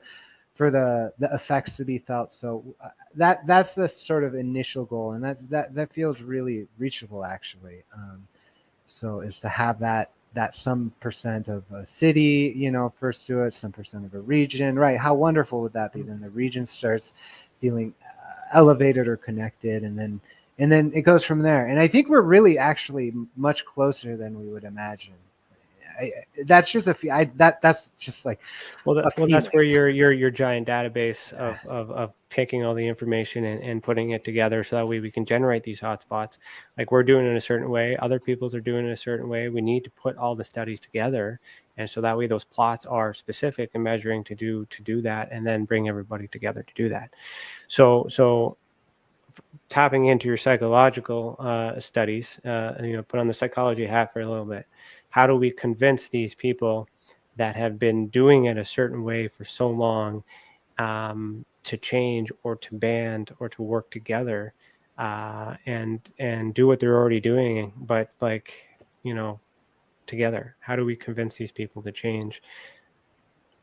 It's a really good question, and that's something that's been on my mind a lot, primarily because of the challenge around like UFOlogy, right? Like the nuts and bolts people versus the other people versus the secret space. Like there's factions within these the world, right? It's divided. People are attached to their own notion as to what is happening, right? And it is they respond at a level that is it's like a psychological triggering, right? So we go, hey, why don't we experiment with this? Maybe I think, maybe your gray alien encounter, maybe my gray alien encounter when I was 4 was actually literally just a dream based on Sesame Street, right? If I'm attached to the notion of being a contactee, and you're saying that to me, I go, oh, no, you're threatening my identity, right? So mm-hmm. one of the issues, there's a couple issues here. One of the major issues is assuming the idea or an experiencer is an ordeal that brings you out of the mainstream and into another group. And that actually is a very strong journey to go on. Having gone through that, and you're now an experiencer identified as that, you're bonded with the people that have helped you through that. And it actually feels somewhat not cult-like, but it uses similar mechanisms of that separation and acceptance dynamic, and that needs to be blown away. We need to like work at a plurality of understanding of the universe and ourselves in it and a worldview, and the internet's actually really helping with that, and learning how to dialogue with other cultures is very in other cultures and other perspectives. We're in a terrible time right now politically around that. Like we need gentleness, and we need to practice civility in our political dialogue, because unless we do that, we can't have civility in our dialogue about things that actually matter. Yeah. So like we need to practice that across the board, and I don't know how to inspire that. Well, no, we start. We know what to do. We've already started doing it. That's what I'm kind of hinting at. This is like a, like is we've already started it. We need people like you to, to research and then, see if we can start it. Because for me, what I've learned with my experience is when I first started this with this idea, no one took us seriously.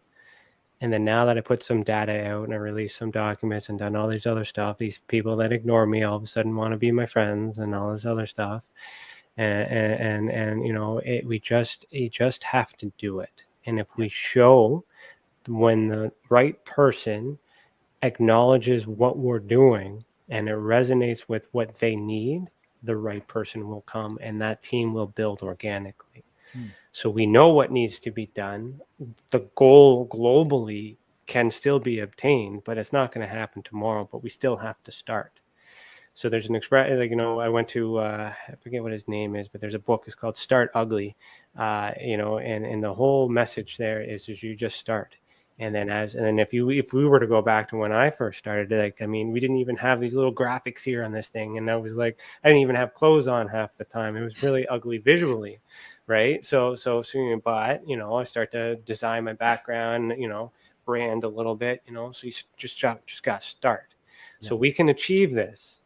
And I could use your help, and I know we're live, but I'm just, I'm just saying, it just got to start, and I think we could really make a difference for one person.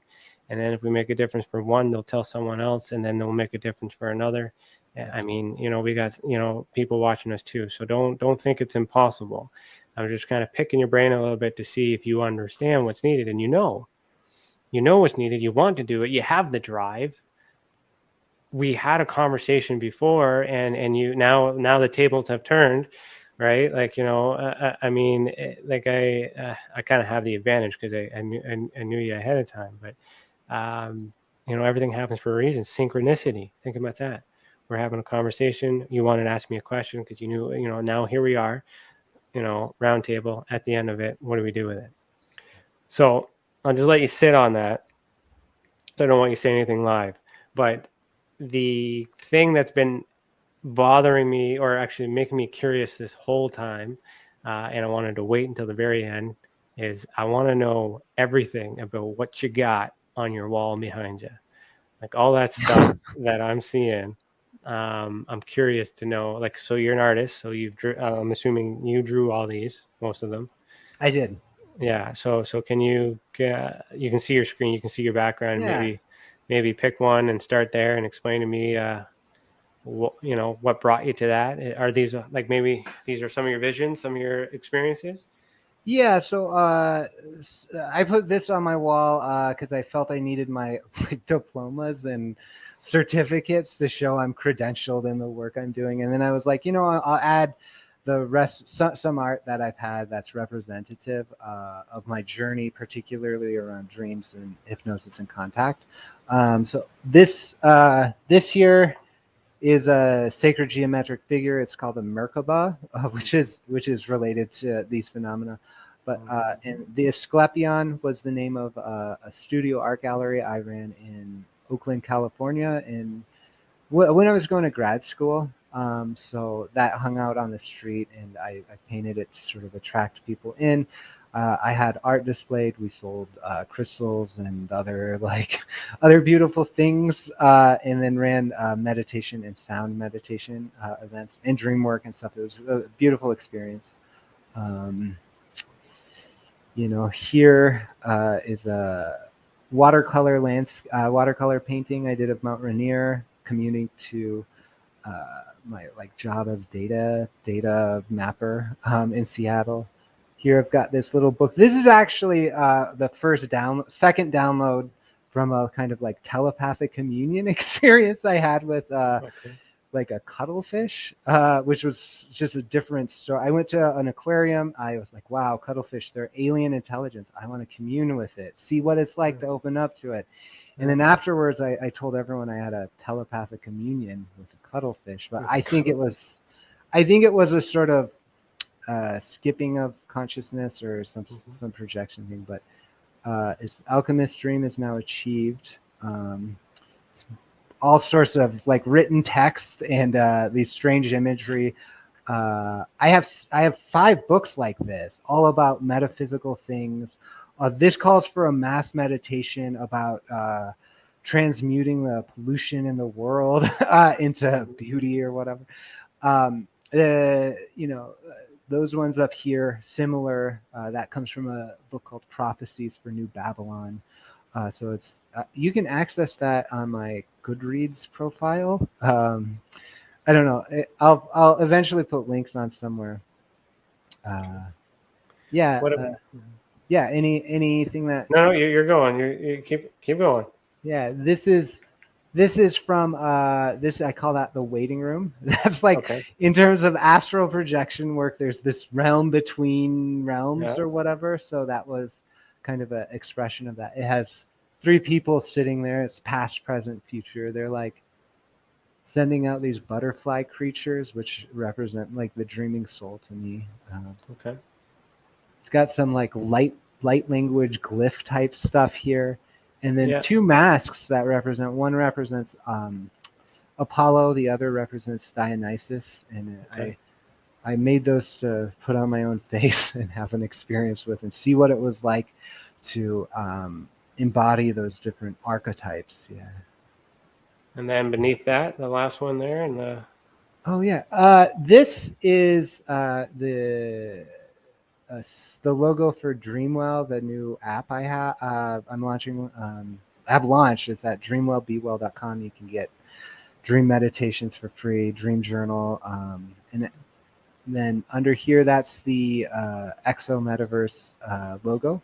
Okay. Yeah. And then here is NORD, which stands for Non-Ordinary Reality Database.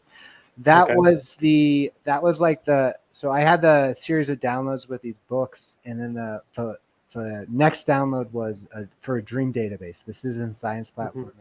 This was the first expression of that non-ordinary reality database. It's no longer active and is becoming the bones, basically, of the platform we're bringing live. So everything you got there is just all you. It's just different stages of you. That's just putting you together in that. And I kind of I like it. I really so this light language in the back, which is interesting because it's very hard for me to see, but I could kind of see kind of the symbols because I've seen something like that before. Yep. Did you write that from an experience? I'll just pull it down so you can see it better. Yeah. And so this actually is art. This isn't light language. It might be light language. It might be art. I don't know. We don't know. So what happened was in 2012, I went to some sort of plant medicine ceremony, and then for the next year, I doodled, and I still doodle it sometimes, glyph geometric. It was intense. It was actually pretty intense, and that was a release. And then that work, I was like, what is this? Does it mean anything? I tried translating, figuring out translations or patterns, and it's more or less just scribbles. There's nothing really. But when you're creative, when you're art, the reason why I'm leading into the consciousness within you is the art. You're tapping into that space, and you are either imagining a combination, or you're downloading, or you're drawing something that makes sense to all of these things going on. So it's art to you, it's art to some, but that creative element how much is that imaginary? Like some of it can't all be imagination. It's got to come from somewhere. If you've never seen that before, why would you imagine that? And like, so there's a lot of, it's where that idea came from too, where I like regression hypnotherapy. You can kind of go back to the first thought of like when you learn that word or you learn that term to kind of determine whether or not it's influencing your thoughts now. I mean, I like when the experiencers draw. I have them, I have them do that as part of the release. Making the report is a release, and then doing the drawing work. Some can draw, some cannot. But I mean, even if they can't, it's those little details. So all those little characters on that language, you're pulling from your mind. You're pulling from memory. You're pulling some are just patterns to what makes sense, what feels right, what feels good. But maybe it is a language. Maybe it is something, and then you just got to show that to someone that could read it. Maybe the message isn't for you; it's for someone else. Yeah, I'm actually engaged in a study of Dr. John Dee and the Enochian language, if you've ever heard of it, right? And so there in that actually there are hidden geometries that imply like fourth dimensions and like all sorts of stuff. And that really does have a sort of a rigor to it that is next level and is fascinating. And it's ancient. So we go back into all this. Our ancients, our ancestors back in Sumeria and Anunnaki, all that stuff. They knew about all this stuff. We're just tapping into it now like it's trendy. No, it's been there all along. Do you remember the map that I showed you at the meeting? I don't remind me. Map? Okay, well, I don't really have it queued up here, but I mean, so that to me was just art coming out. That was an expression. I might have it here. Just give me a second. Yeah, I do actually. Just and I mean, I do a lot of talking about what we're doing here on this too. But like I say to everybody, we all know this is conversation. We're meeting each other for the first time, we're learning. You guys, we're bouncing ideas together, but I always like to bring it up at the appropriate time because I'm trying to understand. I never showed you guys this map when I was like unloading to you guys how my crazy ideas. This feels familiar, but tell me about it. Well, no, it's just similar. This is art for me. I can't draw, but I was able to do this, and this came through a download, and everything else that I do, comes from reflection on all that other stuff too. And these are symbols and signs that represent certain things that I know about. But at the time that it came through, I don't remember doing it. I just remember starting. I remember ending it.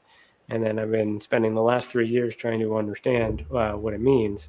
But collectively, we think these are cherished. We think these are, all the philosophies and things like that is to bring people together.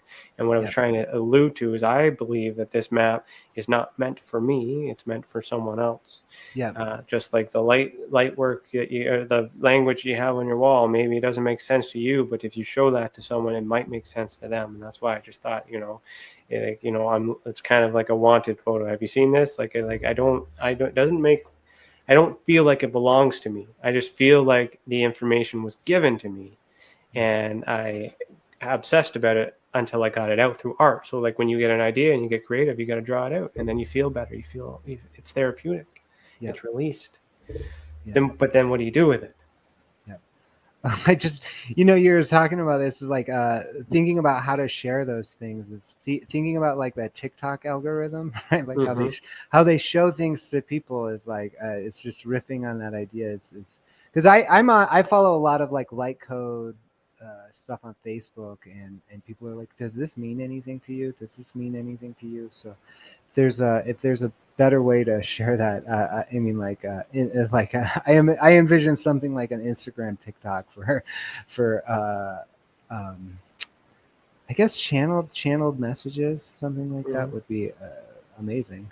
Like a database, a photo database, we have that too that we could use if we collected enough data. Just got to get people reporting and doing the work and working through everything. I mean, you're a computer guy, you're a software guy, you make apps. I mean, I'm pretty sure we could. There's lots of things we could do. Yeah. I mean, we're all on the same path. So let's use the last 5 minutes for you to tell everybody where they can follow you, where they can learn more. I mean, you got many different projects on the go. You have many different groups that you work with. I mean, feel free to, but how do they find you? If they want to get in contact with you and your work. Yeah, the best place to find me, is through cosmicdreamhypnosis.com. That's my hypnosis and dream practice. That has a lot of information about how I work with people, particularly. That also has a way to do a free consultation. So that's schedule time with me. That's a really good way to get in contact with me. My email, daniel@cosmicdreamhypnosis.com, is there too. The website, Exo Metaverse, is a good way to get contact with citizen science efforts and things like that. So if you're interested in that, there's ways to engage there. And then, the app, if you're curious about what it's like to do hypnosis or dreams or anything like that, is a really good way to engage. And you can find that on the app stores, Android and iOS. Just search for Dreamwell, or go to the website dreamwellbewell.com. And then again, my email, daniel@cosmicdreamhypnosis.com, is a really good way just to reach out. And I love talking to people about this stuff. So that's why I offer a free consultation. Is actually, people are like, don't do that because it's like your time's valuable, that sort of thing. But I just love it. That's why I'm doing it. It's a nice way to introduce someone to the service who might be uncomfortable, unsure. Money is a thing. Like, I mean, some people can't afford it. And there's that return value too, that the next sale too. You can always get them on the next one. So if you do well, then they might tip you, or they might do something like that. So it's not really a bad idea. I do consultations for free with security. Yeah. But you do them well enough that they'll need you, and then. Yeah. So speaking of that, my cosmic dream hypnosis practice, actually, I do by donation. I model it after priesthood or ministry. It's not, because it's not a business, right? It's not a business. This is like a highest spiritual service I have to offer, and in that way, it is offered by donation, and it is asked for after the service is rendered. So the donation is simply a link I send you, and you just decide what you want. I tell you the market rate. It's pay what you can or pay what you want kind of type model. Exactly. I use that model too. We use that model in many different ways, because like how do you put a price on something when you can't guarantee results, you can't guarantee whether every single person's going to like it the same way. But then it allows you just to be you, to be free to do it in your way. Yeah. And if they don't like it, well, you know what? At least that's just what it is. You don't have to deal with a refund. You don't have to deal with a complaint or anything silly like that. But then at the same time, someone might be like, you know what? I value this at like $50 for an example. And then at the end of it, you know what? That wasn't too bad, but I still feel like I should pay for his time. So here's $20. Or the other way around is like, that was amazing. I'm going to give this guy $100. So or you get the other person around to be like, you know what, this was amazing. This was great. I don't have any money, but I'm going to refer this to someone. I'm going to share this with my neighbor. I'm going to give him, so like that philosophy, whoever's telling you it's a bad idea is looking for money. Stay away. Right. You get what I'm saying? It's not a bad model. It's what because you want that return customer. We want that return experiencer. That's why when people make that report, we do all this stuff at the beginning, because we want them to watch the show. We want them to come back. We want them to be engaging. But how do we convince them that we know what we're doing, and we know what we're talking about, and how do we trust them? Yeah. We got to give them a little bit, right? Yep. So no, don't. You're doing good. So thank you for doing that on behalf of like all the experiencers that could use that service. Go to like Chantel, you've been doing great on the moderation, posting his links every time he mentions those websites. I give you props because that you picked up that trick on the podcast that I did on Tuesday. So they did that. So you're learning, and I like that. I approve. That's good. And yeah, that's what it's all about, man. So I'm going to end the show unless you have any questions for me. Any questions for me? Oh, it's been such a pleasure. Thank you. I look forward to working with you and your organization more and bringing like the reporting into the citizen science platform. No, I appreciate it too. And I know, like I said, with the format, we did have a conversation before, and then we did agree at the beginning of the show that we would just kind of talk, have a little outside business talk, but kind of get a feel to see how this would work, because we didn't really understand. We knew it could work. It felt good. But this is the interview process for the team too. So like, with the comments, I'm seeing that people like you. I think what did I see Tim here? Tim said, hire this guy. Look at that. Look at that. Tim's, so a lot of the comments here, a lot of people enjoying that. And that's what this is for too. So just stick around at the end if you want to have a chat. For those of you that are here, happy Halloween, because this is the Halloween special.